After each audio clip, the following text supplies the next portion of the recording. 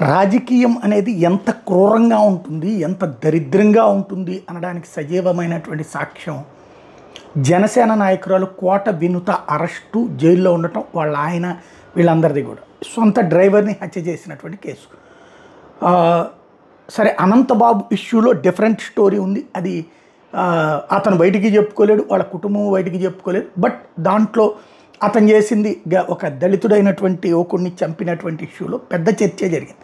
ఇక్కడ ఈ ఇష్యూలో చర్చకు సంబంధించినటువంటి డైవర్షన్ నడిచింది. అయితే ఇక్కడ బాధితురాలు కోట వినుత అని, ఆమె ఎదుగుతూ ఉండగా ఆమెను దెబ్బతీయడానికి జరిగినటువంటి కుట్ర ఎంత అసహ్యంగా ఉంది అనడానికి సజీవ సాక్ష్యం అతను డ్రైవర్ చనిపోయే ముందు మాట్లాడినటువంటి మాటల్ని వినుత దంపతులు రికార్డు చేసినట్టున్నారు. అది ఇప్పుడు వైరల్ అవుతుంది. మేబీ తమ నిర్దోషిత్వాన్ని నిరూపించుకోవడంతో పాటుగా జనసేన తెలుగుదేశం పార్టీల బంధం మధ్యలో తమని వదిలేశారు అన్నటువంటి కోపంతో బయట పెట్టారా ఏంటనేది తెలియదు. ఇందులో డ్రైవర్ రాయుడు, అతని పేరు శ్రీనివాసరావు రాయుడు, 2019 నుంచి వినేత దగ్గర నమ్మకంగా పనిచేస్తున్న. నవంబర్ నెలలో తెలుగుదేశం పార్టీ ఆఫీసులో టీడీపీ జనసేన సమన్వయ సమావేశం జరిగింది. అక్కడ జనసేన పార్టీ చంద్ర సుధీర్ రెడ్డి మనిషి సుజిత్కి, అంటే జనసేన పార్టీ చంద్ర నేతను సుధీర్ రెడ్డి మనిషి సుజిత్కి నన్ను పరిచయం చేశారు. నా నెంబర్ సుజిత్కి ఇచ్చారు. ఆ తర్వాత రోజు రేణిగుంట నుంచి కాళహస్తికి వెళ్తుంటే చంద్ర బస్టాండ్ దగ్గర ఉన్నాడు. కాళహస్తి ఎస్ఎస్ కళ్యాణ మండపం దగ్గర నేను చంద్ర మందు తాగాము. మందు అవుతున్నప్పుడు సుజిత్ ఫోన్ చేశాడని చంద్ర అడిగాడు. సుజిత్ ఫోన్ చేస్తే మేడం గురించి వివరాలు చెప్పని చంద్ర నాతో చెప్పాడు. మేడం వివరాలు చెప్తే డబ్బులు ఇస్తామని చెప్పారు. మరుసటి రోజు నాకు సుజిత్ ఫోన్ చేసి చంద్ర ఏమైనా చెప్పాడని అడిగాడు. మేడం వివరాలు చెప్తే చంద్ర డబ్బులు ఇస్తాడని సుజిత్ నాతో చెప్పాడని నేను చెప్పాను. ఎంత డబ్బులు ఇస్తామని చెప్పాడు అని సుజిత్ నన్ను అడిగాడు. ఎంత ఇస్తామని చెప్పలేదండి అన్నాను నేను. ఫోన్ చేసి అడిగితే విషయాలు చెప్పమని చెప్పాడు. 2 రోజుల తర్వాత ఎస్ఎస్ కళ్యాణ మండపం దగ్గరికి రమ్మని చంద్ర నాకు ఫోన్ చేశాడు. నేను ఎస్ఎస్ కళ్యాణ మండపం దగ్గరికి వెళ్ళాను. అప్పటికే అక్కడ ఉన్న ఆ సుధీర్ రెడ్డి మనిషి అయినట్టు సుజిత్, చంద్ర మందు తాగుతున్నారు. నన్ను కూడా తాగమని నాకు కూడా మందు పోశారు.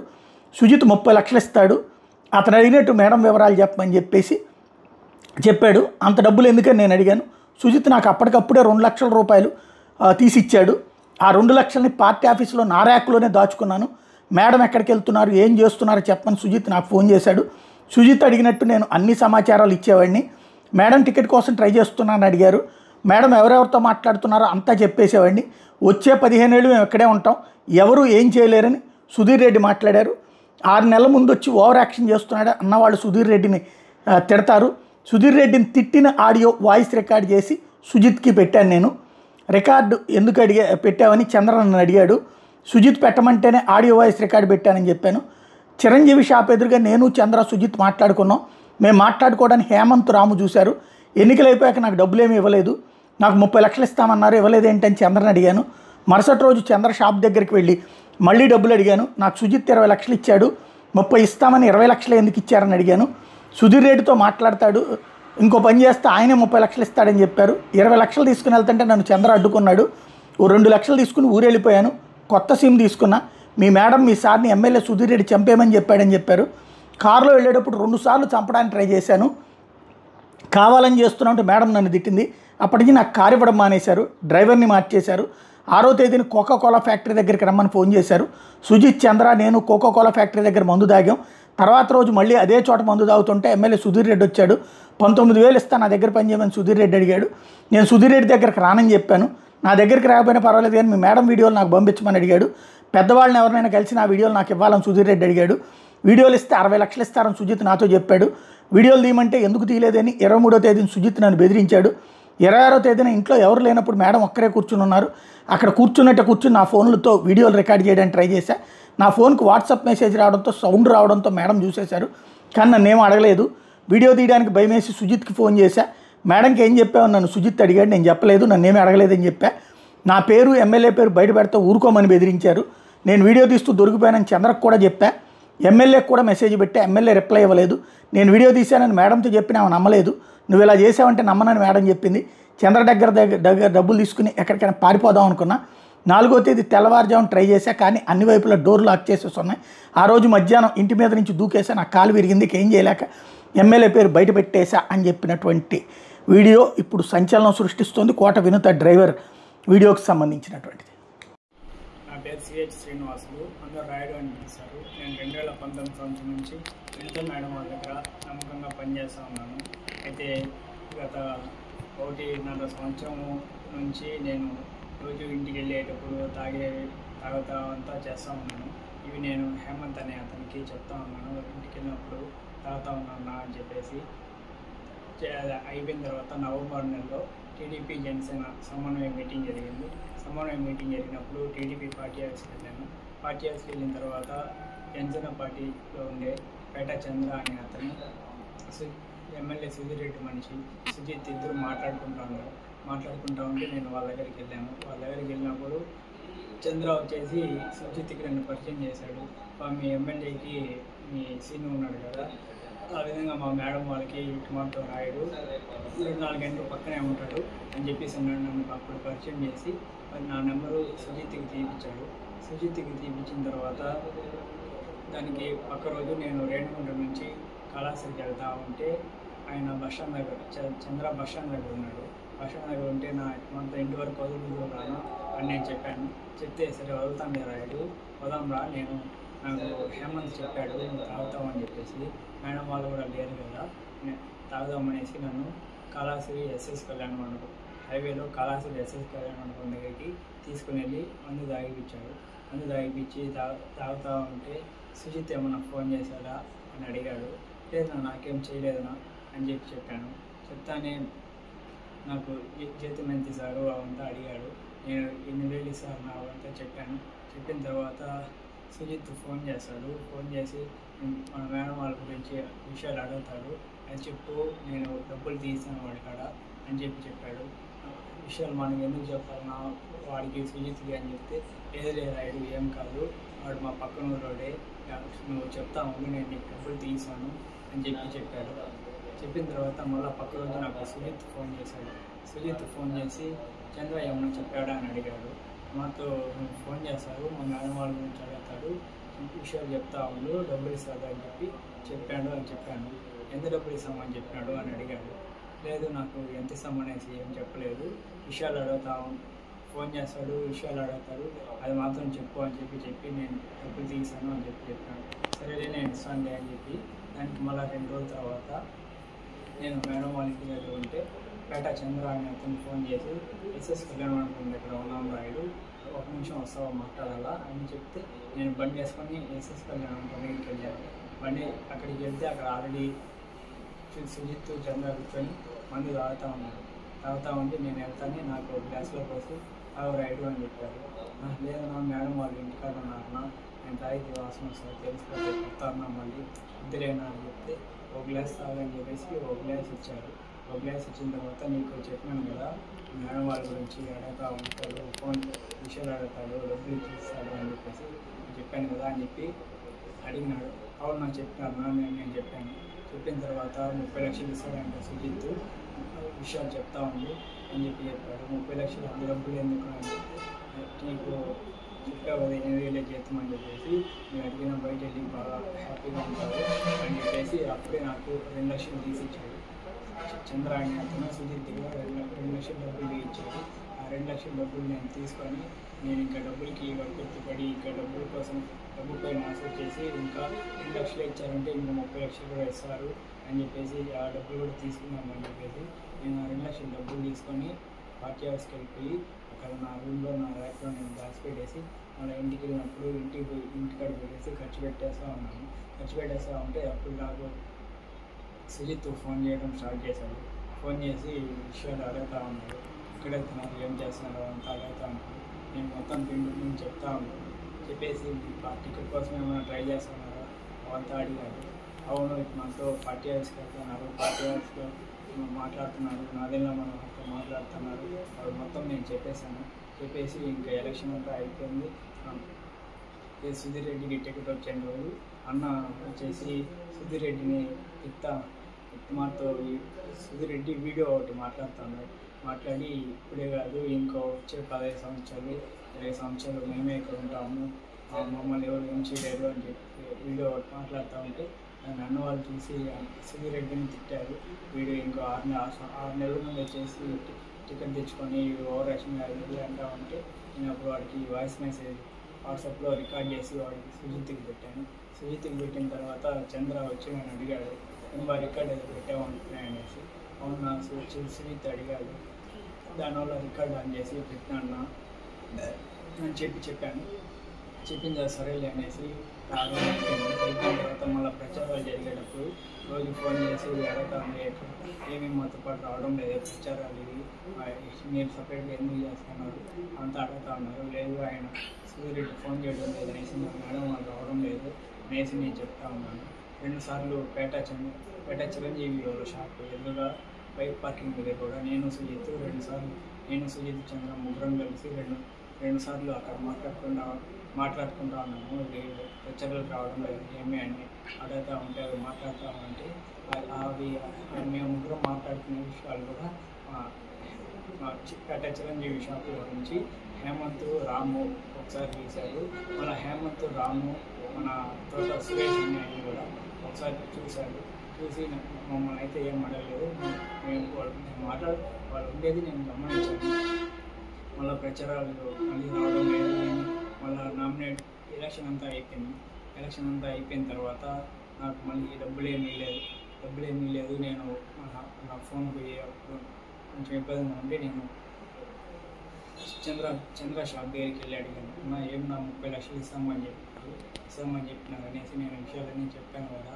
ఇప్పుడు నాకు కొంచెం ఇబ్బందిగా ఉన్నది, నాకు డబ్బులు అర్జెంటుగా కావాలని అని చెప్తే పక్కన సరే రాయుడు నేను సుజిత్గా మాట్లాడి చెప్తాను రేపు రా అని చెప్పాడు.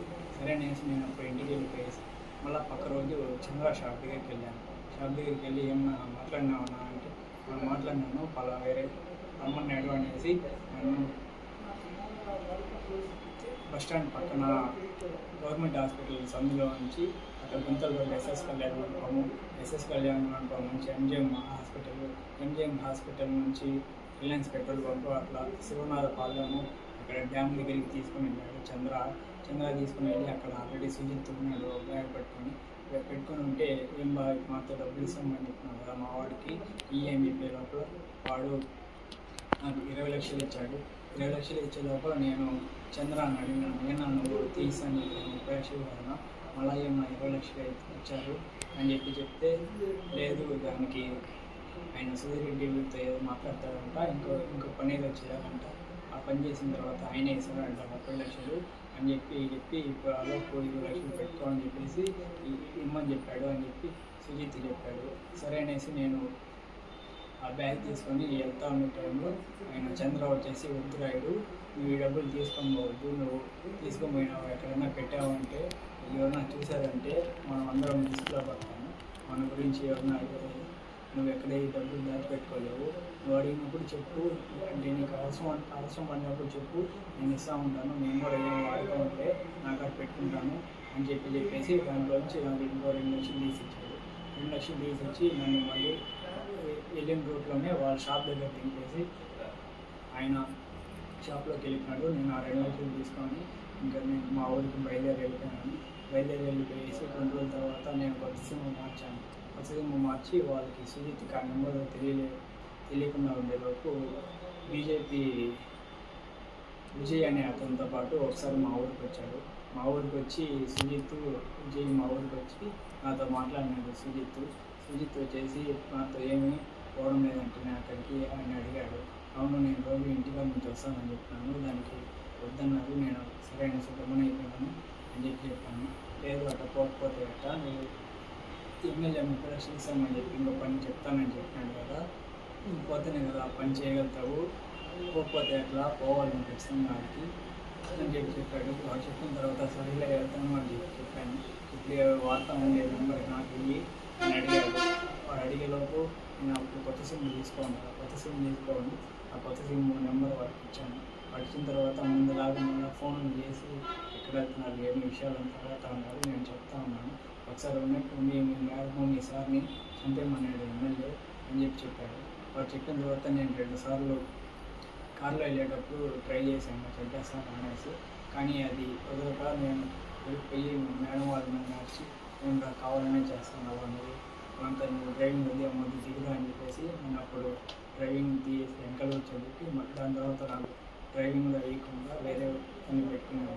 నేను సుజిత్కి చెప్పాను, మాతో చేస్తానండి, అది చేసి నాకు కారు ఇవ్వడం లేదు, డ్రైవర్ని మార్చేసినారు అని చెప్పాను. చెప్పిన తర్వాత తను సరేలే అనేసి గమనైపోయిన తర్వాత ఏప్రిల్ 6వ తారీఖు నాకు నైట్ ఫోన్ చేసి కోకోకోలా ఫ్యాక్టరీ దగ్గర ఒక రూమ్లోకి రమ్మని చెప్పారు. నేను అప్పుడు ఇంటికి ఆఫీస్ దగ్గర ఆలస్యంలో పార్టీ ఆఫీస్ నుంచి మా ఊరు ఆర్చికాడికి వెళ్ళి అక్కడ అతని కోసం వెయిట్ చేస్తా ఉన్నాను.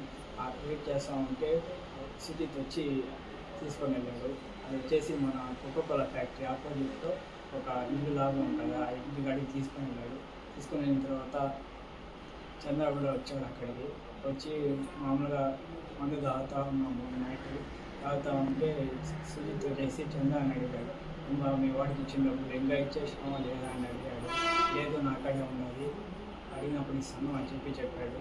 మాతో మీరు ఎందుకు నువ్వు అన్నదానం చేస్తాను అనేసి సుజిత్ చంద్ర అని అడిగాడు.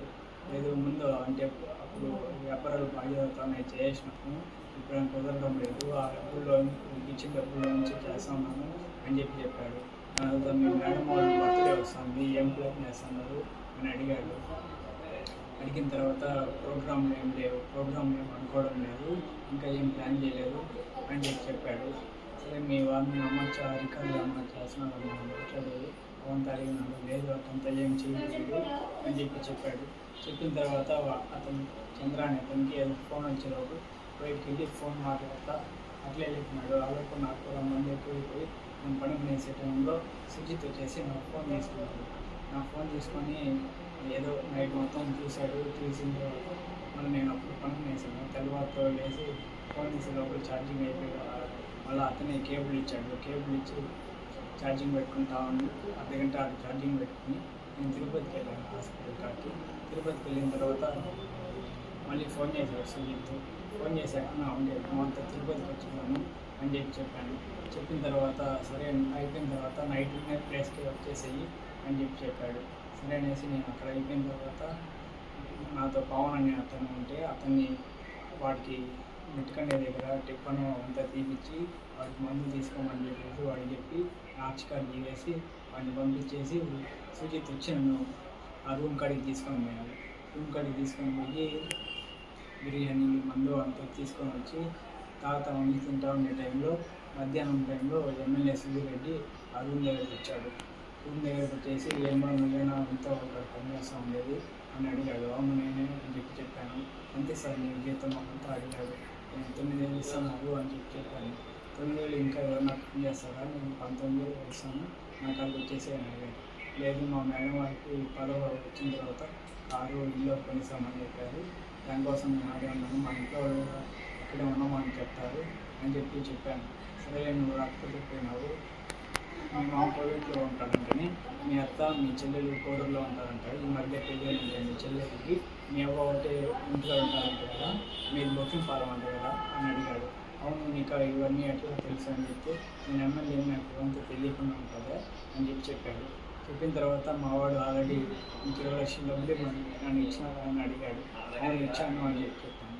దాని తర్వాత సరే నువ్వు నా కాడికి రాకపోతే పోయినావు, నేను మేడం మీ సార్ ఏదైనా ప్రైవేట్గా ఉండే వీడియోలు లేకపోతే మీ పార్టీలో ఎవరికైనా పెద్దవాళ్ళతో మాట్లాడుతూ ఉండే వీడియోలు లేకపోతే ఏదైనా నన్ను తిట్టా ఉండే వీడియోలు లేకపోతే మీ మేడం ఏదైనా వల్గర్గా ఉండే వీడియోలు నాకు ఇచ్చేసేయి, ఆల్రెడీ మా వాడు చెప్పినాడు కదా నీకు 30 లక్షలు డబ్బులు ఇస్తామని చెప్పేసి అని వాడు పక్కన డబ్బులు ఓపెన్ చేసి చూపించి ఈ మాత్రం అవి నాకు ఇచ్చేసినావు ఉంటే ఈ డబ్బులు నీకు ఇచ్చేస్తాను, నేను బయటకు పంపించేస్తాను, నీ పేరు ఏడా రాని వెంటనే వెళ్ళి హ్యాపీగా బతుకు అని చెప్పి డబ్బులు లేకుండా తీసుకుని వెళ్ళిపోయాడు. తీసుకుని వెళ్ళిపోయిన తర్వాత అక్కడ కొంచెంసేపు ఉండి నేను తినేసి ఇంటికి వచ్చేసిన తర్వాత మళ్ళీ నాకు 14వ తేదీ సుజిత్ చంద్రాకి చెప్పినాను, మాతో ఎమ్మెల్యే ఇంటికి వెళ్ళేసి వచ్చాను అని చెప్తే మాతో ఏం చెప్పాడు అని అంతా అడిగాడు. అడిగితే నేను మాతో పోయినాను, వీడియోలు అడుగుతున్నారు, వీడియోలు మన వల్ల యాడ్ అవుతుందా, కాదులేనా అని చెప్తే లేదు నువ్వు తీయాలి రాయుడు, నాకు తీసి ఇచ్చే వీడియోలు, నేను నేను ఆల్రెడీ 20 లక్షలు ఇస్తానని చెప్తున్నాను, నేనే తీయించాను కదా, ఆ 30 లక్షలు కూడా కాకపోయింది, 30 లక్షలు కాకపోయింది, ఇంకో 30 లక్షలు వేసి 60 లక్షలు నేను తీస్తాను, నాది బాధ్యత, నేను నన్ను నమ్ము, మళ్ళీ వాళ్ళకి మనకి సంబంధం ఉండదు, పని అయిపోతుంది అని చెప్పేసి ఆ రోజు వెళ్ళిపోయాడు. ఆ రోజు నాకు కొట్టేసాయి అనే అతను కూడా 3 సార్లు ఫోన్ చేశాడు. 3 సార్లు ఫోన్ చేసే లోపల నేను ఫోన్ చూసలేదు, ఆటోమేటిక్గా రిప్లై కాల్ యూ బ్యాక్ అనేసి పెట్టిన తర్వాత అతను నాకు మెసేజ్ పెట్టాడు, ఏమి మనతో సుజిత్ ఎమ్మెల్యే ఇంటికి తీసుకున్నాడు అంటే మాట్లాడినంటే కదా, ఆ వీడియోలో నువ్వు తీసి చేరాడు అంటే సుజిత్ చంద్ర ఆల్రెడీ ముందే మాట్లాడుకోన్నాడు వీడియోల గురించి, వాళ్ళు ఆల్రెడీ నేను ముందు విషయాలు చెప్తాను, అంతా ఆల్రెడీ మాట్లాడుకోన్నాడు. నేను నాకు మెసేజ్ పెట్టాడు, మొత్తం ఆ వీడియోలు తీసిచ్చేది మనం మనం కలిసి ఉండాలి, ఎప్పుడు వాళ్ళని ఊళ్ళోంచి తరమేయాలి, ఆ వీడియోలు తీసిచ్చే ఇన్ని వల్ల అవుతుంది అనేసి నాకు మెసేజ్ పెట్టాడు. అన్న నువ్వు నాకు మెసేజ్ ఏం పెట్టద్దు, నా ఫోన్ ఎప్పుడు అకౌంట్ తీసుకుంటారో తెలియదు, ఏదైనా ఉంటే చంద్ర చెప్పు, చంద్ర నాకు చెప్తాడు అని చెప్పాను. చెప్పిన తర్వాత సరే అనేసి గమనించాను. దాని తర్వాత 23వ తారీఖు వరకు అప్పటి వరకు నేను వీడియోలు ఏమి తెలియదు. 23వ తారీఖు సుజిత్ నాతో డైరెక్ట్గా మాట్లాడి, ఏమి ఎమ్మెల్యేని మాట్లాడిన తర్వాత ఏమి నీకు పెట్టలేదా అనేసి బెదిరించి మీ ఇంట్లో గురించి అంతా మాకు తెలుసు అని చెప్పిన కూడా ఏంది నువ్వు ఉన్నావు, మేము మా గురించి మీకు తెలియదు, అప్పుడు మీ మేడం కారు పోలీసులు తీసింది కూడా మేమే, మా గురించి నీకు పూర్తిగా తెలియదు, మేము ఇంట్లో నుంచి అన్నా చంపేస్తాము, ఏడాడున్నారో మొత్తం చెప్పాను కదా, లేదంటే నువ్వు ఇన్ని రోజులు మాట్లాడుకోండి, అంతా నా కాడ రికార్డులు ఉండవు, నేను బయట పెట్టేస్తాను, బయట పెట్టానంటే మీ మేడం వాళ్ళు నేను ఏం చేయాలో చేశారు, అంతవరకు తెచ్చుకోవద్దు, నువ్వు పోలీస్ స్టేషన్కి పోయినా కూడా ఏం చేయలేదు, మీ మేడం వాళ్ళు ఏం చేయలేదు, మేము ఏం చెప్తే అదే చెప్తారు అని చెప్పేసి నాకు మర్యాదగా ఇచ్చేవి ఎప్పుడు ఇస్తాను అడిగాడు. ఇప్పుడంతా బర్త్డే ఉన్నది 25వ తారీఖు, నాకు ఫుల్ పనులు ఉన్నాయి, అవ్వదు, మళ్ళీ ఇస్తాను 26వ తారీఖు అట్లా ఇస్తాను అని చెప్పాను. చెప్పిన తర్వాత 26వ తారీఖు ఇంట్లో ఎవరు లేరు, మేడం ఒకటి సోఫాలో కూర్చుంటే నేను కొన్ని కాళ్ళకి కూర్చున్నట్టు కూర్చొని నా ఫోన్ బ్యాక్గ్రౌండ్ వీడియో రికార్డ్ అని అప్పుడు వీడియో ఆన్ చేసుకొని 2 నిమిషాల మధ్యలో వీడియో పెట్టే లోపల నా ఫోన్కి వాట్సాప్లో ఏదో మెసేజ్ వచ్చింది. మెసేజ్ వచ్చే లోపల అది సౌండ్ వచ్చి మేడం అక్క తీసుకొని చదివిస్తాను అని చెప్పి తర్వాత అనే టైంలో వీడియో చేసి ఫోన్లో డిలీట్ చేశాను. నాకు భయమే చేసింది. నేను సుజిత్కి ఫోన్ చేశాను, అంత వీడియో తీస్తూ ఉండి నేను దొరుకుతున్నాను, ఏం చేయాలి ఇప్పుడు అని చెప్తే నువ్వేమని చెప్పావు అని అడిగాడు. నేనేం చెప్పలేదు, నేనేం అడగలేదు, అయితే ఏం చెప్పలేదు, నాకు భయంగా ఉన్నది అని చెప్పాను.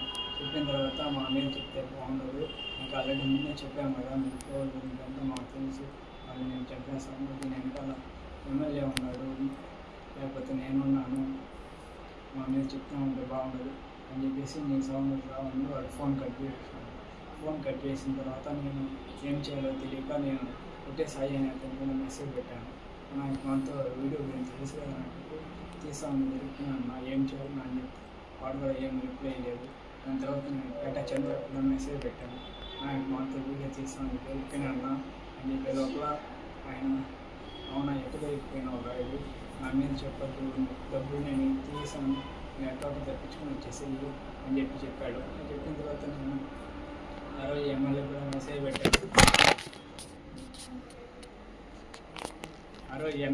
మెసేజ్ పెట్టాను, మాతో వీడియో తీస్తూ ఉండి దొరికిపోయినాను సార్ అని చెప్పే లోపల ఎమ్మెల్యే కూడా ఏం పట్టించుకోలేదు, ఏం రెస్పాండ్ అవ్వలేదు. ఇంకా నాకేం చేయాలో తెలియక 2 రోజులు ఆలోచించేసి నేను తెలియకుండా చేసాను అని చెప్దామనేది అది డబుల్ క్లిక్ అయితే ఆన్ అయిపోయింది అని చెప్పాను.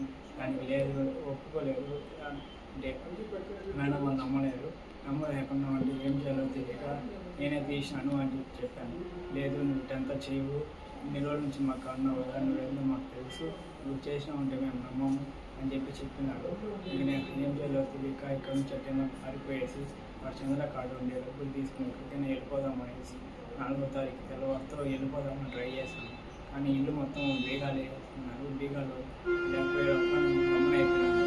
ఆ రోజు మధ్యాహ్నం ఇంకా పైనుంచి దూకేద్దాం అనేసి నేనే మిద్దిపై నుంచి కింద దూకేసి వెళ్ళిపోదాం అనుకున్నాను. కానీ అప్పుడు ఖాళీ ఎగిరిపోయే లోపల ఇంకా ఏం చేయాలి గమనైపోయిన తర్వాత ఇంకా మళ్ళీ అడుగుతా ఉండేలోపు ఇంకెట్లయితే అట్లయితే చెప్పేద్దాం అని చెప్పేసి ఇంకా ఎమ్మెల్యే ఉన్నాడు, చంద్ర ఉన్నాడు, సుజిత్ అందరి మీద చెప్పేశాను.